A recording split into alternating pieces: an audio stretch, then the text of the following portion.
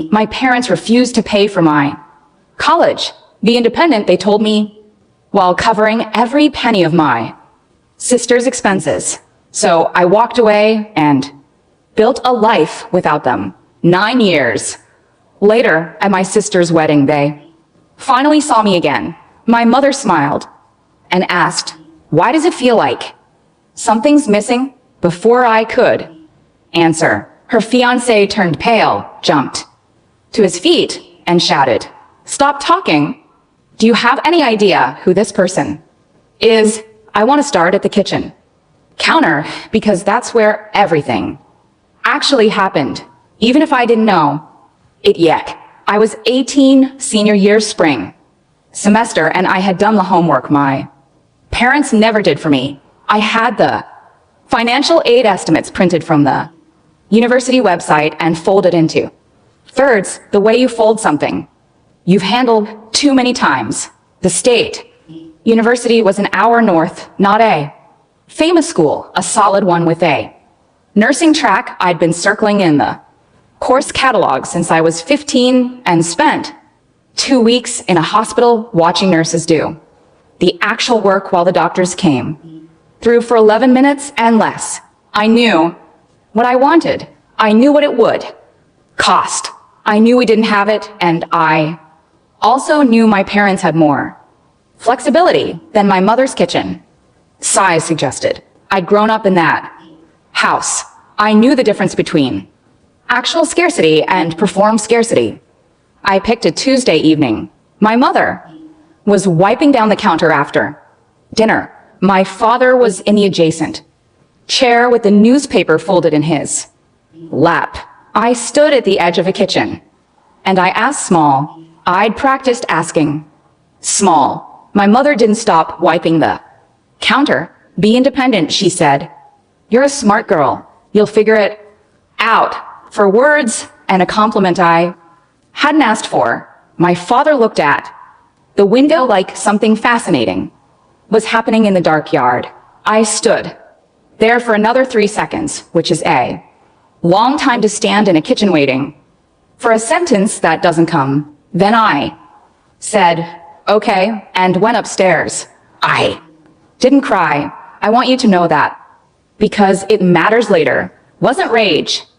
Exactly. It was something colder and more clarifying, the kind of feeling that makes decisions before you've consciously made them. What I didn't know that Tuesday was that 3 months earlier, my parents had received a brochure from a private college in Kentucky with ivy on the brick walls and an acceptance letter attached for my sister. She was a sophomore in high school, 15 years old. My parents had tucked it under a stack of kitchen mail without mentioning it. I would learn this in pieces, the way you learn things when you've grown up on the outside of a family's real attention. My sister was 3 years younger than me, and she was the one the room organized itself around. Not because she demanded it, though she learned to, because my parents had decided somewhere before I was old enough to notice that she was the one they were building toward. I was the one they were raising. There's a difference. And if it was ever applied to you, you know exactly what it means. I was the capable one, which became synonymous with low maintenance, which became synonymous with already handled. My sister needed more. That was the story. She was sensitive, social. She needed support. Looking back, I think my parents simply found her more interesting and built an entire moral framework around that preference, so they'd never have to see it plainly. I found out about Kentucky sideways from an aunt months after the fact. The deposit had already been paid. Florence came later, a study abroad semester with a stipend for incidentals, a car not new but close enough, a transfer to a school closer to home that my parents drove down to help with. The weekend, they mentioned to me over the phone, briefly, the way you mentioned weather, be independent, she told me, so I Just didn't know yet what it would cost and what it would give back, and that those two things were the same thing, and that a dead woman in Ohio had seen. All of it coming and left me a letter. About it, the recruiter's office was in. A strip mall 2 towns over between a tax preparation place and a nail salon. I walked in on a Wednesday afternoon in June carrying nothing but my ID because I had already looked up what I would need, and it turned out to be only that. The recruiter was a staff sergeant who did not try to sell me on anything. He asked what I wanted. I said I wanted the Army to pay for nursing school the long way around. He nodded like that was a reasonable transaction and told me how. It worked. I signed my name on my own line 3 days later. I was 19 by then, technically, which meant I didn't need a parent's signature. That was the detail I had checked first. The morning I left, I found an index card in the side pocket of my duffel, my mother's handwriting. 2 words, be independent. No signature. No well wishes, just the instruction. Repeated like a fortune from someone who had never wished me well. I almost threw it away. Instead, I folded it and put it in the inside pocket where I kept my ID, and I carried it for 9 years without once admitting to myself why. Basic training is its own world. What matters is this: I was good at it, not because I was exceptional, but because I had spent 18 years being the person who figured out what needed doing and did it without being asked. Fais attention. Move when it's time. Don't complain about what you can't change. Make sure the person beside you is still standing. I had been trained for that my whole life, just not the way my parents would have wanted credit for. I made rank. I was selected for a program that sent me back to school for a degree and returned me as a commissioned officer the Army paid for. The college my parents wouldn't.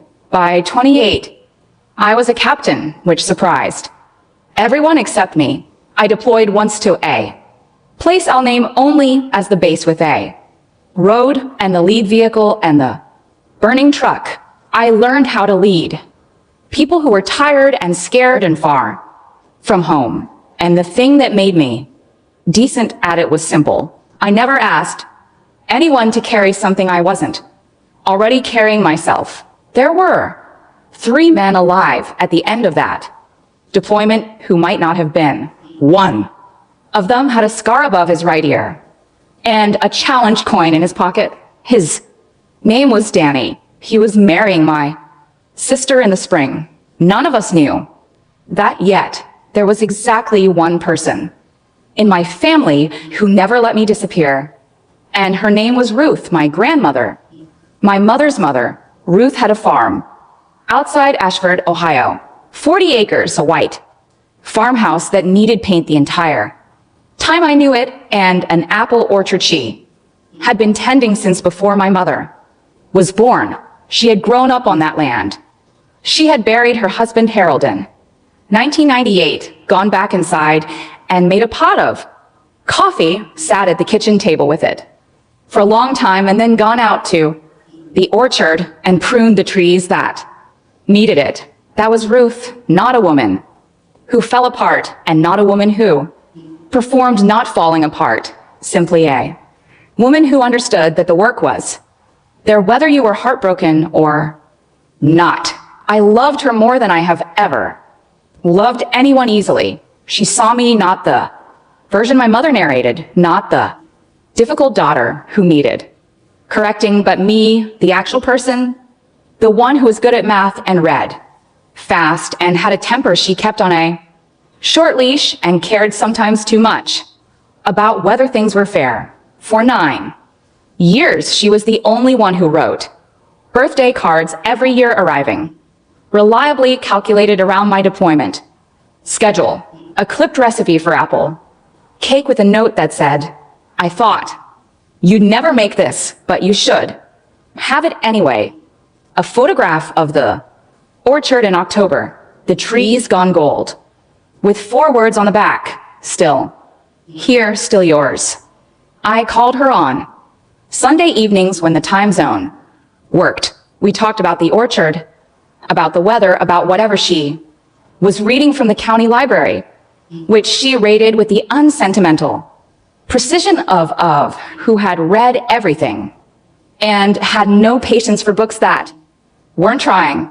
We talked about the army and the way civilians and soldiers talk about it at a careful remove, each answering adjacent to the real question.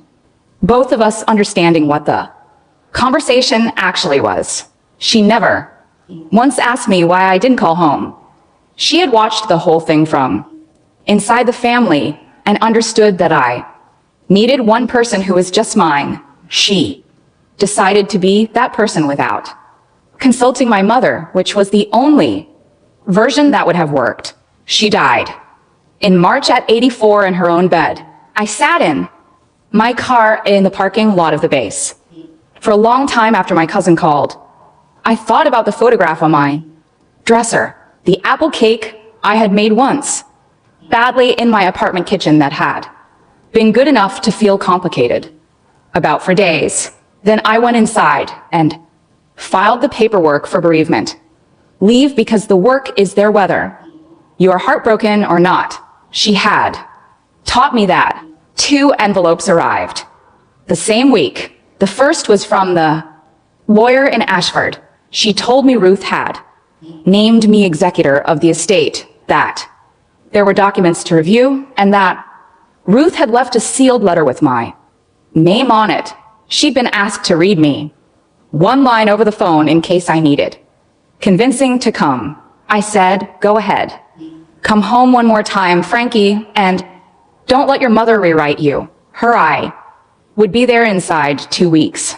The second envelope arrived 3 days later. It cream-colored, embossed. I knew what it was before I opened it. My sister was getting married in June at Ruth's farm. They had booked the orchard for the ceremony before Ruth was 3 months in the ground, operating on the comfortable assumption that the farm would pass naturally to my parents and from them too. The family, nobody had asked me, nobody had thought to. The invitation listed my parents as hosts. It did not list me anywhere. Tucked behind it was a smaller card in my mother's handwriting, the rounded, deliberate script she uses when she is performing graciousness. We hope you'll come. It would mean a lot to your sister. I read that 4 times looking for the part that was meant for me as opposed to the part that was meant to be seen being meant for me. I couldn't find it. The estate required me. The farm had a wedding staple to it, and someone who understood both grief and legal documents needed to be present before anyone signed anything or assumed anything. That was the practical reason.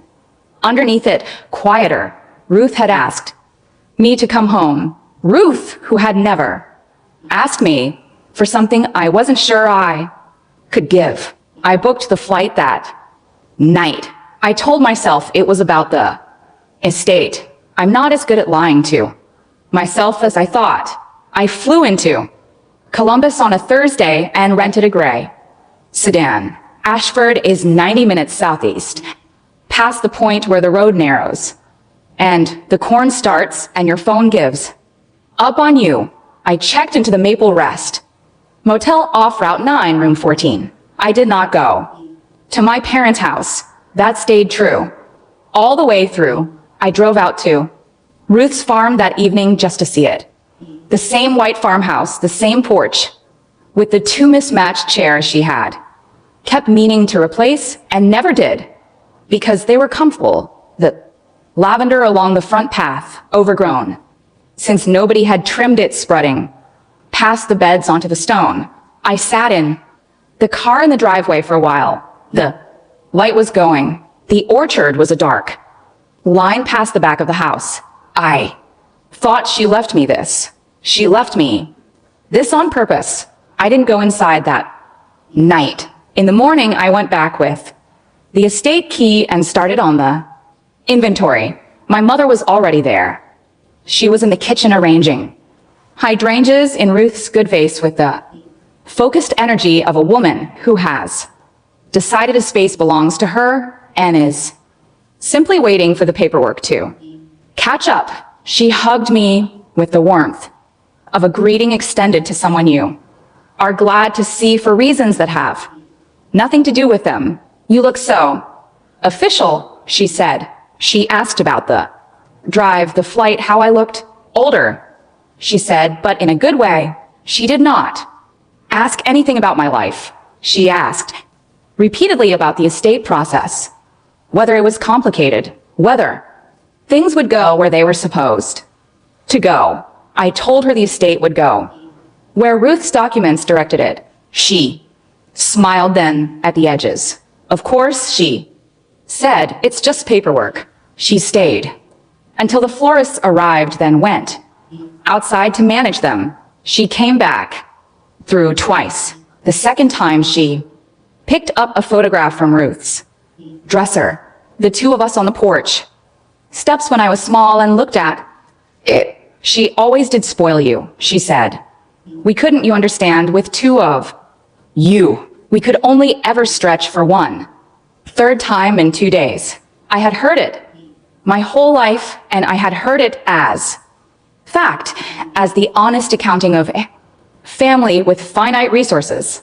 I had not yet opened the bottom drawer of Ruth's dresser, but I was about to. The weekend had a texture I recognized from childhood, a family event organized entirely around one person's comfort, where everyone else is present in a supporting capacity and knows it. My sister moved through the farm with the calm authority of a bride who has been planning this specific version of this specific day for long enough that the planning has become the reality. She was 25 and getting everything she wanted, which for her was not a new feeling, but was perhaps a more visible one than usual. She greeted me with a kiss on the cheek and an assessment of my clothes. That went unspoken, but was visible. You made it, she said, the way you say it, when you were not sure they would. I said I was the executor, and I needed to be here for the estate, right? Of course. Her attention was already elsewhere. Try to stay out of the way. This weekend, there's a lot happening. The rehearsal dinner that evening seated me at the far end of the second table. Beside me was a cousin I'd met once, and a woman named Patricia, the groom's aunt, who asked me 3 times what I did and seemed each time to be expecting a different answer. I'm in the Army, I said. Medical officer, captain. How interesting. And you're the bride's sister? I said yes. She hasn't mentioned you much, the aunt said, with the warm, careful curiosity of a woman who had already picked up on something she wasn't going to name. I know, I said. There was a silence, almost companionable. The next morning I found the seating chart taped to the barn wall, color-coded tables, names in the same calligraphy as the invitations.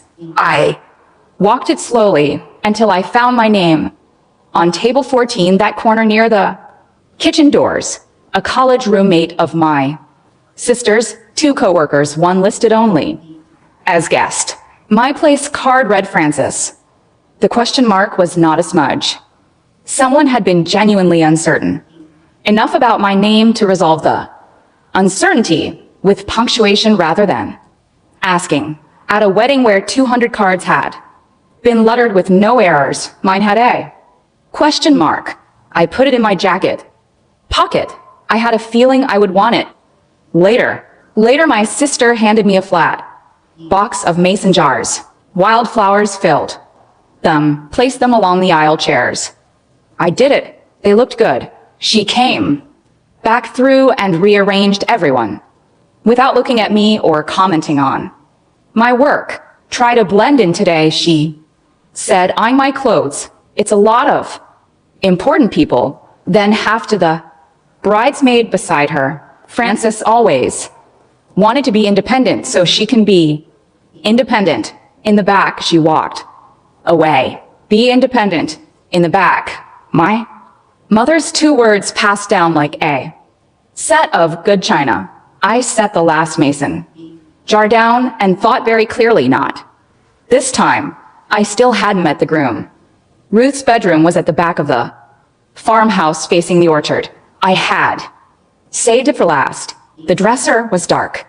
Wood old. The handles worn smooth from decades of use. I worked through the top. Drawers without anything unexpected. Hey. Silk scarf. Reading glasses in 3 pairs. Harold's watch in a small cedar box. The bottom drawer was heavier than it should have been. Under folded quilt. Squares was a bank folder, soft at the corners, fat with papers. A rubber band around the middle that snapped when I worked it off. Clipped to the front, a sealed white envelope with my name in Ruth's handwriting. I set the envelope aside and opened the folder first. You secure the scene. The folder held statements for a savings account I had never heard of. Ruth's name, both granddaughters listed as beneficiaries. On the opening document filed the year I was born. I read that twice. Both granddaughters. The year I was born. The deposit history went back 22 years. Ruth's own savings, small and consistent. The sale of a parcel of land. In 2004, a small inheritance from a great aunt in 2009. Birthday money noted. In the margins, by the time I turned 18, the account had held just over $90,000. Ruth had written it herself on the cover. Sheet in block letters above the account. Number. For both girls, education equal. She'd handed management of the account to my mother when her eyes started going. My mother had power of attorney. Limited scope for exactly this purpose. I turned to the withdrawal history. The withdrawals were clear and labeled and did not require interpretation. Private. College tuition, semester installments. Starting the fall, my sister turned 18. Campus housing 4 semesters. A wire to a study abroad program in Florence, Italy. A further housing payment the following year. A transfer to a car dealership. Line after line. All in the same account. The account opened the year I was born in Mark Twain. I sat on the edge of Ruth's bed. The math was simple. The account had held enough to cover both of us adequately. Estate, school's tuition and expenses twice over, with money remaining. Instead, every withdrawal went to one daughter, while the other stood at a kitchen counter being told to be independent. We could only stretch for one, not because there was only enough for one, because someone had decided there was only one worth stretching. I opened Ruth's letter. Frankie, this money was always for both of you. Always. That was what I intended and what I told your mother. I gave it to her to do right by both my granddaughters. She didn't. I am sorry I trusted the wrong person to be fair to you. I watched it happen for years and I argued and I threatened and I let it go on longer than I should have. That is my failure and I will carry it. The money is mostly gone. I can't give it back. But the truth isn't gone and the truth is yours. Don't let her tell you it was ever about the money. It was about her, what she wanted and who she wanted you to be. It never should have cost you a thing. Come home one more time. I want you to know what's yours are. I sat in that bedroom and felt the floor go out. From under 9 years. Not rage. Something older and quieter than rage. I had heard we could only stretch for one. As a fact of economics for so long that it had become indistinguishable from gravity and it had never been true. It had been a choice dressed up as a fact. For decades, and my own grandmother had documented it in block letters and left the proof in the bottom drawer. I put the folder in my bag, back to the inventory, and at the bottom of the envelope stack Ruth had left, I found the will. The will was in a plain manila envelope clipped behind the bank holder, with a note in Ruth's handwriting on the outside. Read the part about the farm. Sitting down, I sat. I had seen a summary of the will as executor, the broad strokes, the small bequest, but the central provision had been deliberately withheld.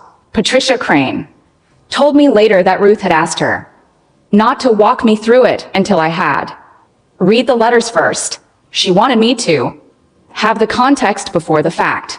The farm, the house, the 40 acres, the orchard was left in full and without condition to Frances Ruth Cole, not to my parents, not split, not held in trust, to me by name with the middle name Ruth had given me at my birth. She had attached a handwritten note to the relevant provision. I'm not leaving this farm to your mother because she would sell the trees and call it stretching. I'm leaving it to the one who knows what it means to be told there isn't enough.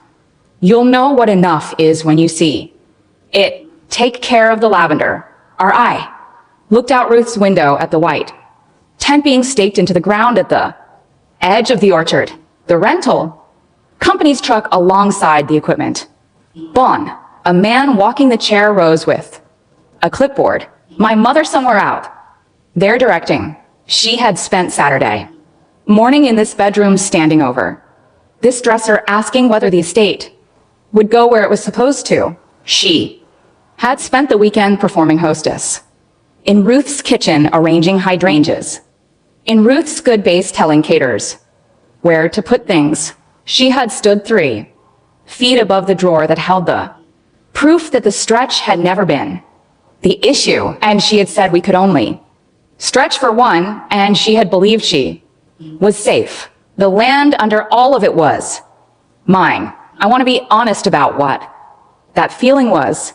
Not clean vindication. Part of it was grief for Ruth, who had spent her last years watching her daughter treat one granddaughter as a resource and the other as a recipient, and who had corrected it the only way still available to her. Part of it was something cold and satisfying that I recognized and did not entirely trust.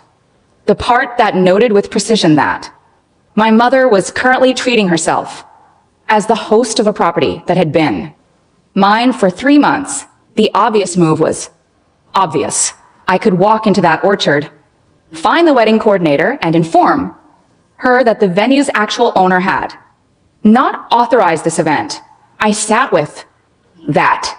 I felt its weight. 2 seconds of it tasted like everything I had earned, and I put it down. Not forgiveness. What stopped me was tactical, not moral. If I blew up the wedding, my mother would have a new story by nightfall. Frances, always making it about herself. Frances, so bitter she couldn't let her sister have one day. I would hand her the narrative Ruth had warned me not to give her.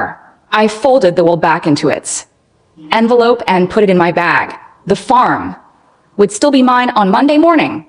The deeds would say what they said in a lawyer's office on paper, the way things are supposed to be settled. I didn't need to perform the reveal. My mother came through one more time. She said the estate would take a few months to settle, she supposed. Probably, I said, we'll figure out the farm situation as a family, she said. I looked at her. I thought about the word family, what it contained and what it excluded, who had always decided and who usually got to decide. Ruth's wishes will be honored, I said. She held the smile 1 second longer than a genuine smile holds. Then the florist called her name from outside and she went. I picked up my bag and I thought about the dress uniform hanging in my motel room closet. I want to explain the uniform because my mother made it into an accusation and it wasn't one. Ruth had asked me 2 Christmases before she died whether I might someday come visit in my dress uniform. She said she would give a great deal to see me in it just once. Before her eyes got worse, she said she was proud in a way she had never quite found the right moment to say out loud. I never made it back while she was alive. The deployment and then the ordinary accumulation of time and distance. I had told myself I would go the following spring, then the following fall. She died in March and I did not make it in time. And the dress uniform hung in my closet and I looked at it sometimes and thought about a woman who had wanted to see the outside evidence and never got to. So when I packed for Ashford, I packed the uniform for the funeral that had already happened and for the promise I hadn't kept in time to matter. That is the whole reason I came out of the farmhouse bathroom at 3:15, and my mother was in the hallway mirror adjusting her hat. She turned and looked at me the way you look at someone who has arrived in the wrong costume to a carefully planned event. Frances, she said, must you? I looked at my own reflection beside hers. The uniform was fresh, the ribbons were straight. I had not put it on to make a statement, but I understood looking at us both in that mirror that there was no version of me in that uniform my mother would experience as neutral.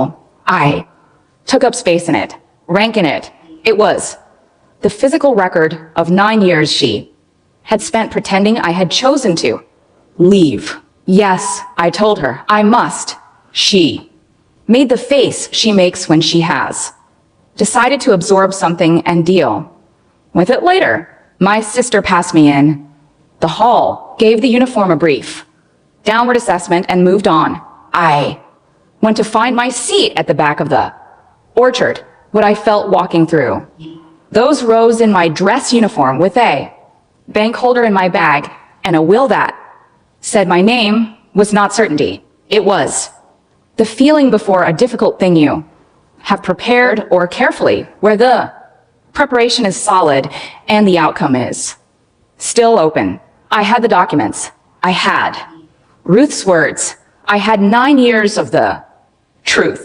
What I didn't have was any idea what I would do with them, whether I would say anything or let the deeds speak for themselves on Monday morning. I walked through the ceremony arch and went to the back row and sat down and held that open question. And I was still holding it when the groom finally turned around. The ceremony started at 4 o'clock. I was in the back row before the bridesmaids came down. From the last row, you see the whole thing differently. The backs of 200 heads, organized by relationship and status. The shape of a room before you see the faces in it. The groom was at the arch. When I sat down, his back to the guests, head bowed slightly, tall, squared away. Posture, the particular upright ease of someone who has carried weight in their body for a long time and learned to wear it without effort. 3 groomsmen beside him in uniform. Something about the way they stood pulled at me, a register I couldn't name. I told myself it was just the uniforms. Put any 4 soldiers together at a formal event, and the posture reads the same. The brain plays tricks when you put it in a uniform near a man in uniform and add grief and apple blossoms. But the longer I looked at the side of his face, the set of the jaw, the angle of the head, the harder my heart started working. Against the calm, I keep it on. I knew that scar, the thin pale line above his right ear. I knew the shape of it and the heat of the afternoon it came from. My former soldier was marrying my sister. The odds of it sat in my chest, like something I couldn't fully lift. And underneath the shock, a slower thought, of course he had gone home and found a woman who laughed easy and fell in love. And of course she was from Ohio. And of course nobody had connected the name because nobody connects a common last name to a person they've been told doesn't really exist. He didn't know my first name. He knew my rank and my last name and my unit. The Same information on the challenge coin I pressed into his hand in the field. Hospital. None of that had a reason to connect to the bride's estranged sister, unless someone had told him she existed. Nobody had. The ceremony ended. They kissed. The orchard clapped. I clapped. Too, because what else do you do? Danny was swept into the tide of his new family, his back to me the entire time. I told myself I could still leave clean, sign these state papers Monday, drive back to Columbus, and let the collision of those two facts happen without me. A quiet exit, the managed version. Then I put my hand in my inside pocket, the index card, 9 years old, soft as cloth. Don't let your mother rewrite. I put the keys back in my pocket to the reception tent, and strong with lights and loud with the particular warmth of a crowd that has just watched two people get married and is still riding the feeling of it. I drifted at the edges. That had been the assignment all weekend, and I was good at it by now. I accepted a glass of champagne I did not intend to drink. I kept Danny in my peripheral vision. Without approaching, twice I came within 30 feet of him. Twice something turned him the other direction first. Each time, I let it happen. My plan, by the time I had circled the tent twice and eaten nothing, was this: find the couple at the head table, shake Danny's hand, keep it contained, spare him the public weight of it, a quiet word, soldier to soldier. Then find my sister, say something kind, leave before the toasts. I set down my champagne and started across the tent. I made it halfway. My mother materialized at my elbow with the precise timing of a woman who has spent a lifetime monitoring which direction the room's attention is moving. She caught my arm and turned me into a circle of relatives with the casual authority of someone who has never considered that I might prefer to keep walking. Here she is, my other daughter, the soldier. A practiced pause for the small laugh. Then she gazed around at her flowers and her perfect day and sighed. I don't know. Why does it feel like something's missing? She said it, with me standing directly inside the circle in my dress uniform with 9 years of absence accounted for. She said it like I was a rumor about a person she used to know, not a woman in the same tent holding the same champagne she adored. One of the aunts made a sympathetic sound. My mother warmed by. The response kept going. We just never could do enough for both girls, she said. Frances always wanted her independence. She chose to leave us. We did everything we could, but some children just pull away. Some children you can't hold on to no matter how hard you try. She touched my arm, the possessive warmth of a woman performing grief about a loss she had created using the person she'd lost as a prop in the performance. We could only stretch for one. She didn't say it this time. She didn't have to. It was the floor. Everything else was built on. I opened my mouth. A voice cut across the tent. Stop. Then louder, cracking at the edges. Stop talking. Danny had been 10. FT away at the head table, close enough to hear his new mother-in-law explain, with whine and sighs and the soft conviction of a woman used to being, believed how her difficult daughter had chosen to pull away from a family that had tried its hardest. He had heard the whole thing, and then he had turned around and seen my face. I have been in rooms where things changed in under a second, where the situation was one thing, and then without transition, something else entirely. The only skill that mattered was whether you could keep Your body still while your mind caught. Up. Danny's color drained all at once.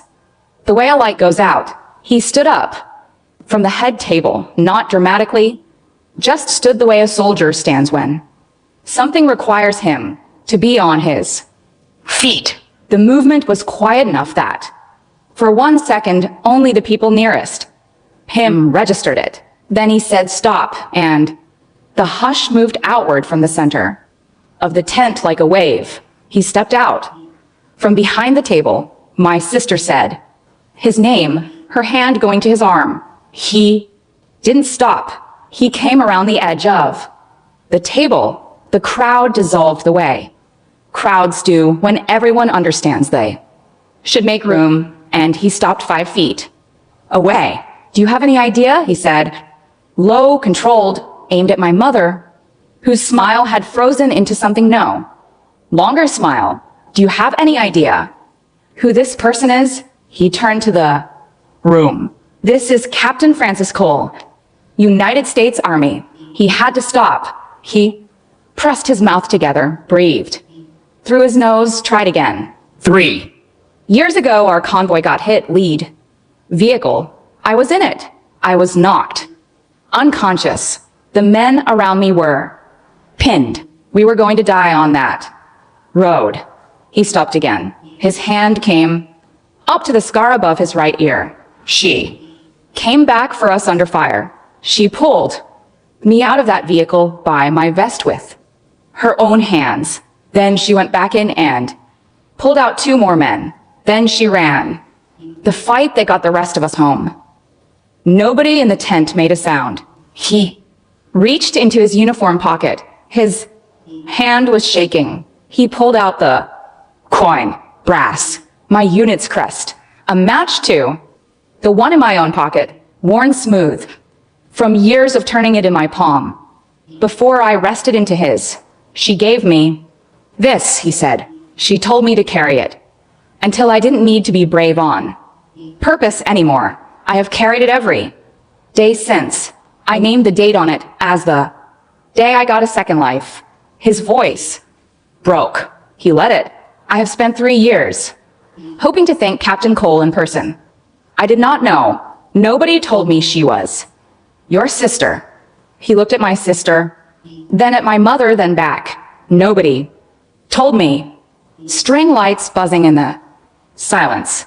His 3 groomsmen were on their feet, not saluting. We don't do that at civilian events, but standing the way soldiers stand when someone they respect walks in. One of them said, Captain Cole, under his breath as he rose, confirming something he had heard and now believed. 200 strangers did the math. Visibly, you could watch it move across the room. The recalibration of who the woman in the dress uniform at the back corner was, what that meant, about the story they'd been served with. The reception dinner, my mother found, her voice, the machine running hot. We always loved Francis, she said. She's being dramatic. We're so proud. She always exaggerates. Wendell, tell them. She turned to my sister. This is your day, sweetheart. Don't let her ruin it. Blame, then tears, then blame again. I had watched it my whole life. It looked different from inside a circle of strangers who had never seen it before. It looked like what it was. The loudest person in that tent was the one with the cocktail napkin. The most powerful was the one who hadn't said a word yet. I let the silence hold 1 bold second. Then I walked to Danny. At ease, I said quietly, just for him. He exhaled. His shoulders dropped a fraction. You did good, Danny. You always did. He nodded, jaw working, then he laughed. A short, involuntary, what at the edges, and gripped my hand. I let him hold it. I turned to face the room. I'm not going to ruin anyone's wedding, I said. The tent was already still enough that my voice carried without effort. I came to keep a promise to my grandmother, and to do that, I have to tell the truth in this orchard once. Then I'll go. I looked at my mother. When I was 18, I asked you both for help with college. You told me to be independent. A few of the ants shifted. They had heard that phrase from my mother's mouth 3 times in 2 days. So I said, joining the army at 19, the army paid. For the nursing education you wouldn't. And I would have made my peace with that. People struggle. Money is real. I let that sit. But the money was never the problem. I told them about the account, Ruth's account, open the year I was born, both granddaughters listed. $90,000 by the time I turned 18 marked on the cover sheet in Ruth's own hand. For both girls' education equal. I told them my mother had managed it. I told them what the withdrawal history showed. Semester by semester, wire by wire, one daughter's tuition and one daughter's study abroad and one daughter's car. From an account meant for both. You didn't run out of money, I said. You ran out on me, and then you spent 9 years telling everyone I left. My mother's face moved through several expressions and arrived somewhere without a name. That's a lie, she said, but it came out. Finn, it's not, I said. My grandmother wrote it down before she died because she knew you would try to rewrite it. After, I have her letter. I have the statements. I looked at my father. He had been silent the entire weekend, standing at the edge of the family table, eyes on the grass. He looked up. I should have said something, he said. His voice was rough and quiet and carried in the silence. Frankie, for years I should have said something, and I didn't. The truest thing he had ever given me. It didn't fix anything. We both knew that. I nodded once. Then I walked to the family table and took the place card from my jacket pocket, Francis, and set it face up at the head of it, where everyone could read it. There's one more thing, I said. Then I'll let you get back to the celebration. I looked around the orchard, the tent, the string lights, the ceremony arch, Ruth's farmhouse at the edge of the frame. You're standing on my grandmother's farm. You booked this orchard 3 months ago on the assumption it would pass to my parents. I understand why you assumed that. I looked at my mother. It was wrong. My grandmother left this farm to me. The house, the land, all 40 acres in full, without condition. There is a will at a lawyer's office in town with her reasons. One of those reasons is that she did not want to leave it to the person who would sell the trees and call. It's stretching. My mother made a sound, not a word. That's not possible, she said. She wouldn't. She did, I said. And you spent Saturday mornings standing in her bedroom asking me to hand the estate back to the family. You were standing on my land when you asked me. I turned to my sister. He's a good man, I said. You got luckier than you know. Be good to him. She started to say something. I touched her shoulder once and didn't make her finish it. Then I walked out of the tent and through the orchard past the ceremony arch and the mason jar, flowers and the rows of chairs I'd moved that morning, and I went up to Ruth's room. I stood at her window, the orchard, in the last of the light, the tent white, and lit past the apple trees. I took the index card from my inside pocket. Be independent. My mother's handwriting, 9 years old, soft as cloth. I turned it over on the back in faint pencil I had somehow never noticed in all the years of carrying it. Ruth had written for words, she's wrong about you. I set the card on Ruth's windowsill face up where the morning light would find it. Then I walked out to the gray sedan and drove back to the Maple Rest. The estate closed on Monday. Patricia Crane's office was on the second floor of a building above a hardware store that had been there since the 70s. The stairs were narrow and the waiting room smelled like old carpet and strong coffee, and the orderliness of a practice that has handled the same county's affairs for a long time. We went through the documents systematically. I signed where I needed to sign. The deed transferred, the farm, the house, the land, all 40 acres, the orchard in its late spring abundance became formally and finally mine. I drove past the farm on my way out of Ashford, didn't stop. The white farmhouse visible through the trees, the lavender a dark stripe along the path. The orchard rose past the back of the house. I thought, this is mine, this is what enough looks like. Then I drove to Columbus, turned in the gray sedan and flew home. My mother wrote 3 letters that summer. The first had a lawyer's name at the bottom. The second was angry. The third tried sweetness. I didn't answer any of them. That is not cruelty. It is a boundary drawn by the person it should have been protecting all along. My father calls sometimes Sunday evenings, careful timing, the probationary quality of a man who understands he is working with what has been extended to him rather than what he deserves. We talk about ordinary things, the weather, the orchard season. I let him talk at the length his answers earn.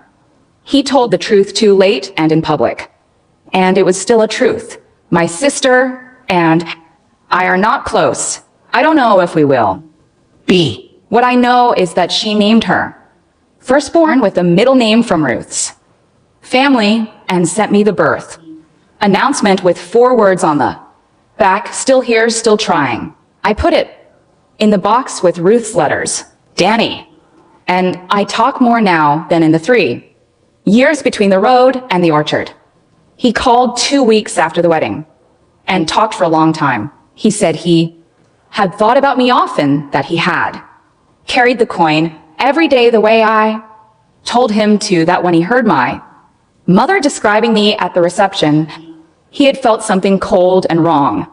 And then he turned around and saw the bars on my shoulders, and the rest simply happened.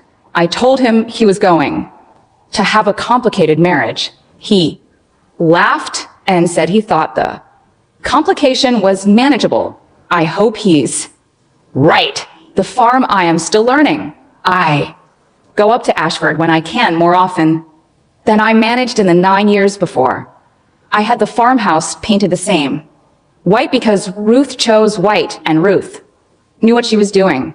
I trimmed the lavender back along the path. The neighboring farmer continues with the orchard equipment, the same arrangement he had with Ruth. In the spring, I went out to the rows in the early morning and walked them slowly. The trees are older than I am. Some have been on that land longer than Ruth was alive. They don't care who owns them. They flower in May and fruit in September, and they have been doing it since before I was born.